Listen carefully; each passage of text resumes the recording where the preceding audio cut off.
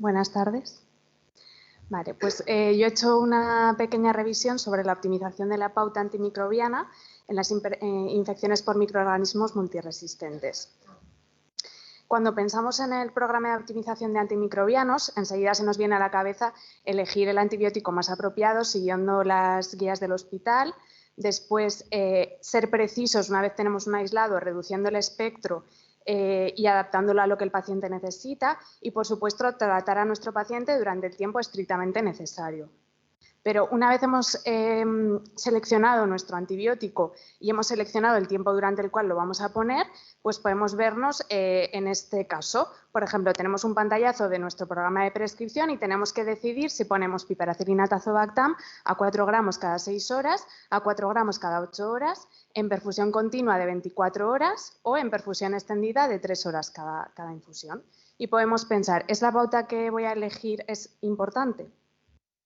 Bueno, pues la propia definición de programa de optimización de antimicrobianos nos da la respuesta, ya que antimicrobial stewardship se ha definido como la selección del antimicrobiano óptimo, pero también de su dosificación y de su duración. O como nos dice la definición de las 4 Ds, escoger el correcto fármaco, dosis, duración y desescalar.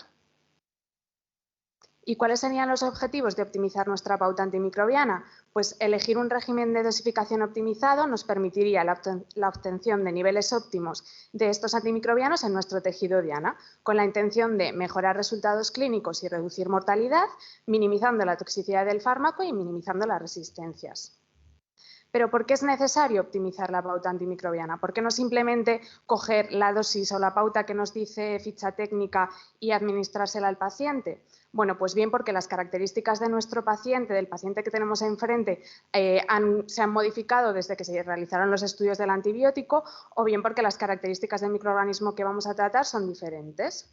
Primero hablaremos sobre las características del paciente y para ello nos vamos a centrar en el paciente crítico, que es sobre el que, es el que más probablemente variabilidad farmacocinética, vamos a encontrar en el hospital y sobre el que más publicaciones, por lo tanto, hay sobre optimización de antimicrobianos, de pauta antimicrobiana. Entonces, cuando hablamos de alta variabilidad farmacocinética, hablamos de los procesos LADME, la liberación, la absorción, la distribución, el metabolismo y la excreción de nuestro fármaco. Y dada esta alta variabilidad, va a ser difícil predecir la pauta óptima. Y para hablar de antimicrobianos, me voy a centrar sobre todo en la variabilidad a nivel de la distribución del fármaco y de la excreción en el paciente crítico. Hay muchos factores que nos pueden afectar al volumen de distribución de nuestro fármaco, pero es importante tener en cuenta la relación que existe entre el volumen en el que se va a distribuir el fármaco, la concentración que va a alcanzar y la dosis que hemos administrado. De manera que si creemos que nuestro paciente va a tener un aumento en el volumen de distribución del fármaco, la concentración, por tanto, va a disminuir si el volumen de distribución aumenta, que está en el denominador, y por lo tanto lo que podemos hacer para compensar esta disminución de la concentración es aumentar la dosis. ¿Vale? ¿Y qué variaciones podemos ver en el volumen de distribución en nuestro paciente crítico? Bueno, pues algo muy básico, por ejemplo, los estados de shock que llevan a una redistribución del flujo sanguíneo y que con ello disminuye la perfusión a tejidos como, por ejemplo, músculo o piel, y los fármacos hidrófilos podrían ver comprometida la distribución a estos tejidos si fuese el tejido diana. ¿Qué otras variaciones podemos ver en el paciente crítico? Pues, por ejemplo, el paciente crítico es un paciente al que se le suelen administrar grandes volúmenes de fluidos intravenosos y esto lleva a un aumento del volumen total y de su volumen intersticial. También otros estados como sepsis, grandes quemados, síndrome de distrés respiratorio agudo, insuficiencia renal aguda, insuficiencia cardíaca y cirrosis se han relacionado con aumentos en el volumen intersticial. Y también el estado postquirúrgico se ha relacionado con un aumento en el volumen extracelular. ¿Esto qué quiere decir? Que si aumentan estos volúmenes, el compartimento en el que se tiene que diluir nuestro fármaco va a ser mayor. Y esto sobre todo afecta a los fármacos hidrófilos, que son los que se pueden diluir en estos volúmenes intersticiales. Y por lo tanto, son los fármacos que van a ver más comprometida esta concentración en el lugar diana. Por ejemplo, tenemos como fármacos hidrófilos los betalactámicos, los aminoglucósidos o los glucopéptidos como vancomicina, que como sabéis son fármacos que tienden en el paciente crítico a utilizarse a dosis altas. Pero también podemos ver variaciones, por ejemplo, en la eliminación de fármacos. Y quería destacar en este aspecto lo que se denomina aclaramiento renal aumentado, que es calcular un aclaramiento superior a los 130 mililitros minuto utilizando la recogida de orina. Este aclaramiento renal aumentado se ha relacionado con estados como postcirugía, pacientes politraumas, pacientes grandes quemados y pacientes sépticos. Sobre todo pacientes que ingresan en la UCI y que se puede ver este estado durante sobre todo los primeros 5 días. Y de hecho esto ha cobrado tal importancia que antimicrobianos más nuevos como por ejemplo el cefiderocol, que es la ficha técnica que os enseño aquí en un pantallazo, ya tiene según ficha técnica o su propia dosificación para estos estados de aclaramiento renal aumentado.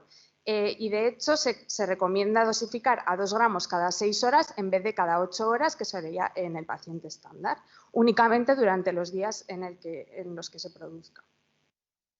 Y, por supuesto, hay otras variaciones en la eliminación de fármacos que tenemos todos mucho más claras, como el ajuste por insuficiencia renal aguda o por alteraciones en la función hepática y, por supuesto, cuando se llevan a cabo técnicas extracorpóreas, como la terapia de reemplazo renal o el ECMO.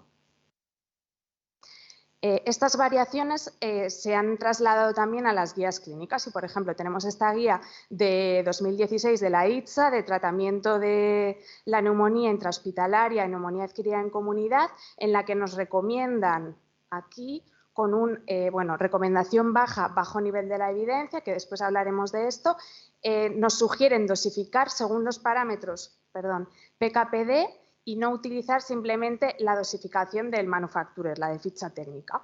Y nos dan algunas estrategias de optimización, como por ejemplo, medir concentraciones plasmáticas del fármaco, infundir betalactámicos de manera continua o extendida y dosificar en función del peso de determinados antibióticos. O, por ejemplo, aquí tenemos las guías de 2021 de sepsis, donde nos sugieren, también con recomendación débil, moderada calidad de la evidencia, la utilización de infusión prolongada de betalactámicos o, por otro lado, la dosificación en función de las estrategias PKPD. También nos facilitan una tabla con los índices PKPD de algunos antibacterianos antifúngicos, su objetivo PKPD y algunas estrategias, como por ejemplo en el caso de los aminoglucósidos en paciente crítico, la recomendación de dosificar en régimen de intervalo de dosificación extendida una vez al día, teniendo en cuenta el peso del paciente, que en este caso sería peso ideal ajustado, y la función renal. Vale. Y en referencia a por qué es necesario optimizar la pauta según las características de nuestro microorganismo, nos podemos apoyar en guías como por ejemplo la del EUCAST, en el que pues, nos hablan de dosificaciones estándar y dosificaciones altas. Por ejemplo, como sabéis, en el caso de tratar unas pseudomonas con piperacilina tazobactam, siempre nos aparecerá, como nos ha dicho Xavi esta mañana, en amarillo, porque debemos utilizar en amarillo o en rojo, pero bueno, en el caso de amarillo nunca nos saldrá en verde, tendremos que utilizar dosis altas de piperacilina tazobactam y nos podemos ayudar, por ejemplo, de esta guía para saber a qué nos referimos con dosis altas, en este caso de 4 gramos cada 6 horas. O, por ejemplo, ante un antibiograma en el que meropenem nos sale sensible a dosis estándar o a dosis altas, pues podemos ver en esta guía si tenemos que ponerlo a 1 gramo cada 8, a 2 gramos cada 8, simplemente teniendo en cuenta el microorganismo que produce la infección y no ahora hablando del paciente crítico. Vale. Otra guía de apoyo que tenemos son las guías de la ITSA de tratamiento de microorganismos multiresistentes, que también nos dan algunas claves que podemos utilizar. Por ejemplo, en el caso de tratamiento de metalobetalactamasas, tenemos aquí ceftazidima bivactan en combinación, nos recomiendan utilizar las dosis altas de ambos antibióticos a 2 gramos cada 8 horas y utilizar perfusión extendida de 3 horas. Incluso nos recomiendan ponerlos a la vez, aunque bueno, hay que decir que no hay datos de compatibilidad para poner ENI, así que necesitaríamos varias vías. Y también nos hacen, bueno, hay que decir que nos dicen ellos también que son pautas que no son las de la FDA, o sea, que no son las pautas de ficha técnica, sino que son unas pautas alternativas para el tratamiento de microorganismos multiresistentes. Y en el caso de los aminoglucósidos, recordar que si el peso real es más del 120% del peso ideal, habría que utilizar peso ideal ajustado. Y ahora vamos a hablar brevemente de dos estrategias de optimización de antimicrobianos, la infusión prolongada de betalactámicos y la monitorización terapéutica de fármacos. Para hablaros de la infusión prolongada de betalactámicos es necesario que entendamos los índices PKPD, ¿vale? ¿Qué estamos hablando cuando hablamos de índices PKPD? Pues hablamos de la relación farmacocinética y farmacodinámica. Farmacocinética, los parámetros farmacocinéticos nos unen el concepto de la dosis que vamos a administrar con la concentración que estamos alcanzando, ya sea en plasma o en tejido diana, mientras que la farmacodinamia nos relaciona la concentración con el efecto que vamos a conseguir. Cuando hablamos de antimicrobianos, la farmacodinamia nos la da la CMI del microorganismo y por esto los grupos de índices PKPD que vemos en antimicrobianos pues van a ser parámetros farmacocinéticos partido de CMI de microorganismo y tenemos tres grupos que seguro que os suenan. Los antimicrobianos tiempo dependientes, los antimicrobianos concentración dependientes, Cmax partido de la CMI, y los mixtos concentración tiempo dependientes o AUC partido de la CMI. De forma que los máximos exponentes del grupo de antimicrobianos tiempo dependientes son los antibióticos betalactámicos que todos conocemos y para que sean eficaces necesitamos que al menos en un 50% del tiempo entre dosis su concentración esté por encima de la CMI del microorganismo, ¿vale? Luego veremos concretamente cada uno de ellos.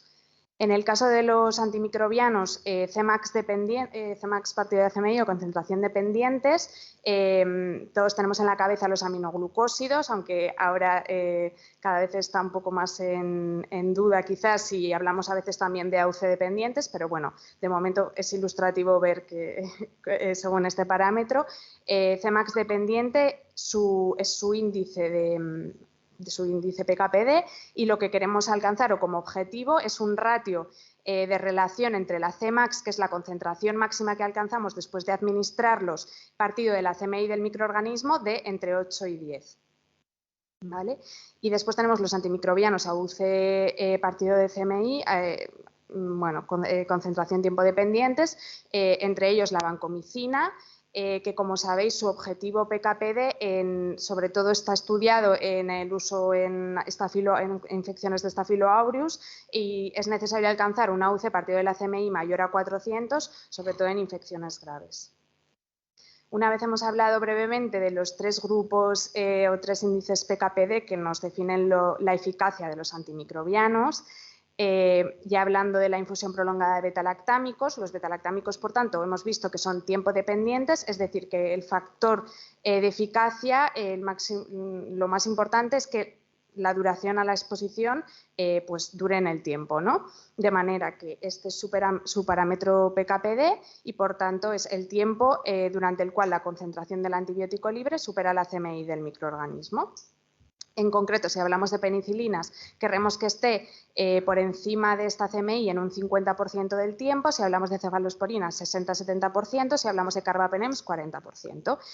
¿Y qué pasa si la CMI de nuestro microorganismo aumenta y queremos que este tanto por ciento aumente? Bueno, pues tenemos diferentes formas de hacerlo. Por ejemplo, aumentar la dosis, que por ejemplo en este caso conseguimos, si pasamos de 1 gramo cada 8 a 2 gramos cada 8, un aumento en este tanto por ciento de un 25%, pero luego tenemos otra forma de hacer aumentar este tanto por ciento por encima de la CMI, que sería aumentar simplemente el tiempo de infusión, o sea, pasar, por ejemplo, en piperacillina tazobactam de administrarlo en 30 minutos a en 3 horas y sin tener que consumir el doble de gramos de meropenem, por ejemplo, aquí, estaríamos consiguiendo también este mismo aumento en un 25%.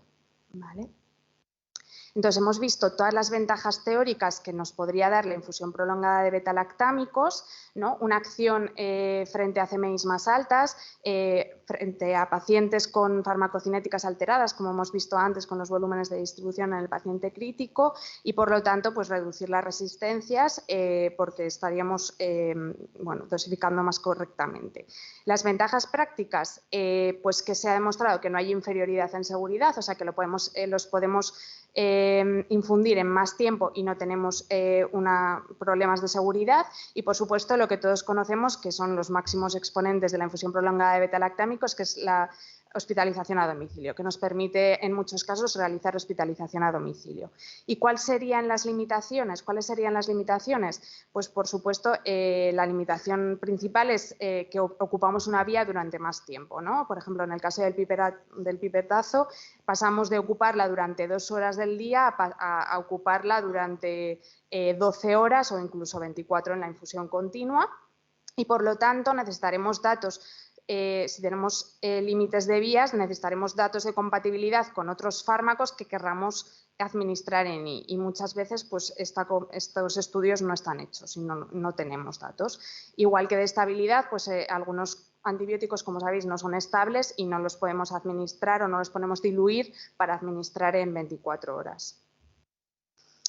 Pero todo esto, que es todo muy teórico, ¿cómo se lleva a la práctica clínica? O sea, realmente todas estas ventajas teóricas las vemos en la práctica, las vemos en los estudios de comparación de infusión intermitente versus infusión prolongada o infusión continua.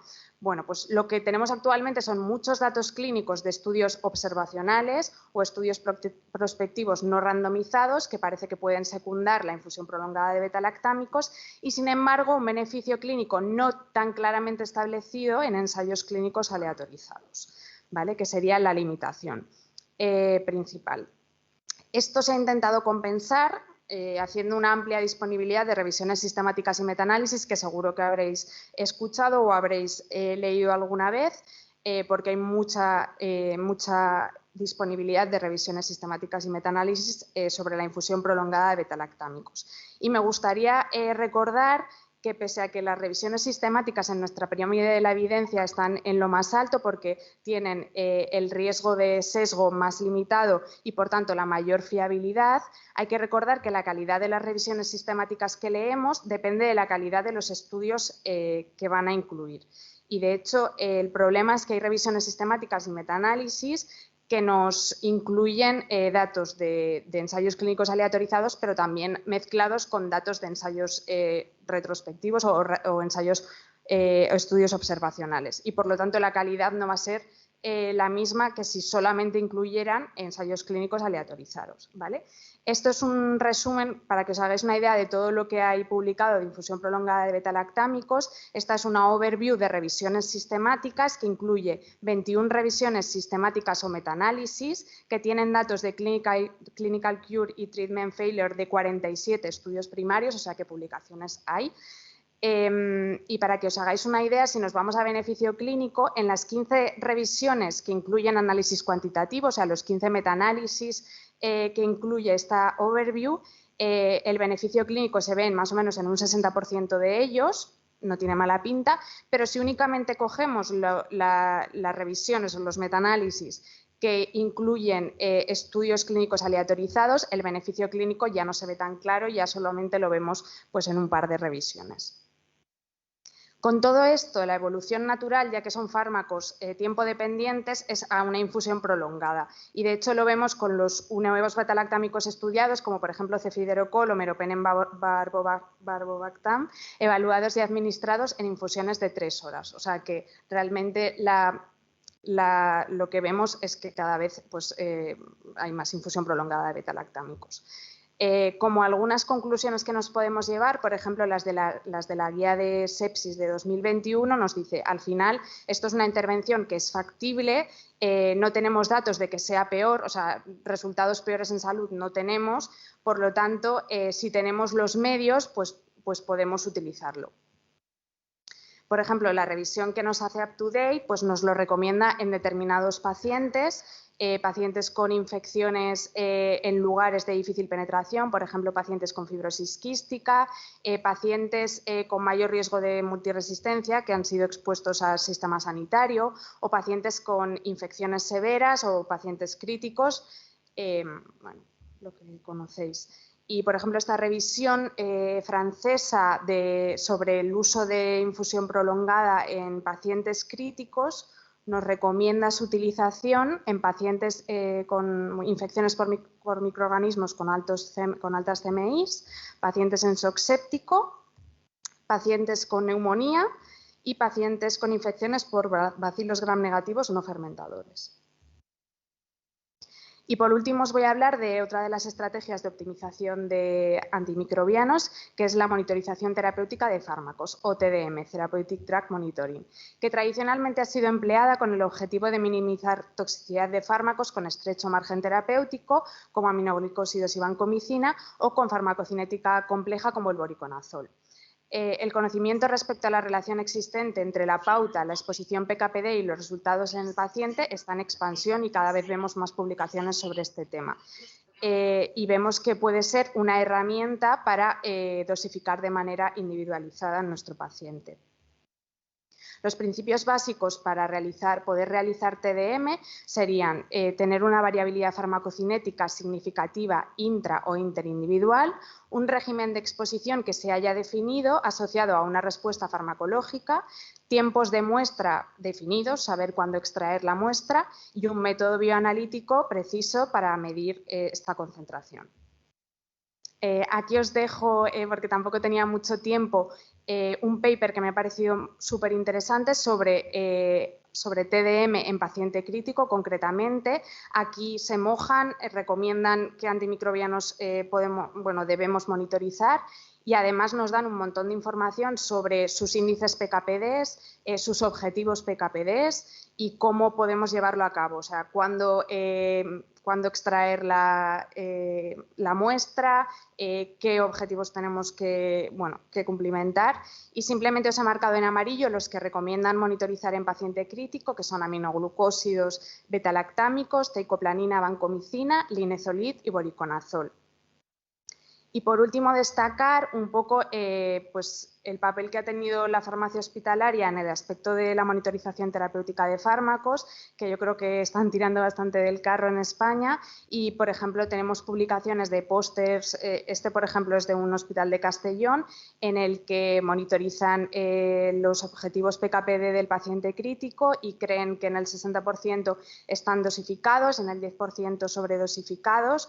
Después, esto es una revisión de terapia antimicrobiana personalizada de Santiago Grau, que es un farmacéutico del Hospital del Mar, en el que también dice que se ha observado que entre un 30 y 40% de los pacientes tratados con linezolid no alcanzan el índice PK/PD óptimo. Y aquí os dejo que no solamente se quedan en los objetivos PK/PD, sino que van más allá, intentan ver resultados en salud y desde el Servicio de Farmacia de Santiago de Compostela han puesto en marcha un estudio sobre realmente si hay resultados y no solo nos quedamos en cumplimos el objetivo PK/PD o no, sino si esto se traduce en una mejoría en resultados en salud, monitorizando farmacocinéticamente versus la dosificación estándar. Espero que os haya gustado. Muchas gracias.